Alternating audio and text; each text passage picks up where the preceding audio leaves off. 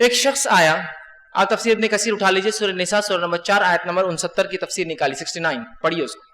ایک شخص، ایک انصاری آیا نبی اکرم صلی اللہ علیہ وسلم کے پاس اور مایوس تھے، غمزدہ تھے، رنجیدہ تھے۔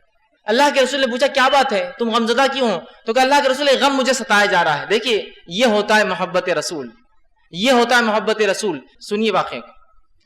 آپ صلی اللہ علیہ وسلم کے پاس آئے کہ اللہ کے رسول میں اس لیے پریشان ہوں، اس لیے کہ میں ایک خیال مجھے ستاتا ہے، دنیا میں تو آپ کی صحبت کے بغیر، آپ کو دیکھے بغیر، آپ کے ساتھ رہے بغیر دنیا قرار نہیں آتا ہے۔ میں جب آپ کی مجلسوں سے نکلتا ہوں، گھر میں بیوی بچوں کے ساتھ جاتا ہوں، دل بے قرار ہو جاتا ہے، دوڑ کر آتا ہوں، آپ سے ملاقات کرتا ہوں، آپ کو دیکھتا ہوں، نظریں میری جو خوش ہو جاتی ہے، میرے دل کو اطمینان ملتا ہے میرے نبی کو دیکھ کر۔ لیکن جو غم مجھے ستایا جا رہا ہے وہ یہ ہے کہ روز قیامت آپ انبیاء میں ہوں گے، میں عام لوگوں میں ہوں گا، اور وہاں میں آپ کو دیکھ نہیں پاؤں گا۔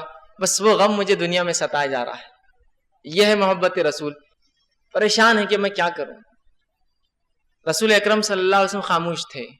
قرآن کی آیت نازل ہوئی۔ سوال کیا ہوا؟ محبت رسول کا جواب قرآن نے دیا اس کا۔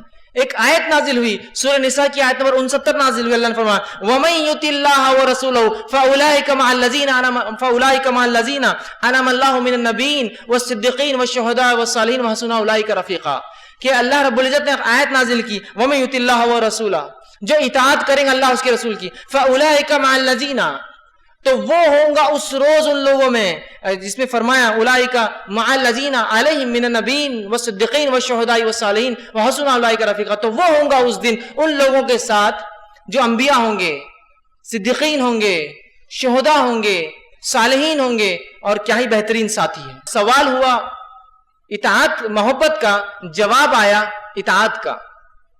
سوال کیا تھا کہ اللہ کے رسول میں آپ سے محبت کرتا ہوں اور دنیا میں مجھے غم ستایا جاتا ہے کہ آپ سے دوری میں کیسے اختیار کر سکوں آخرت میں۔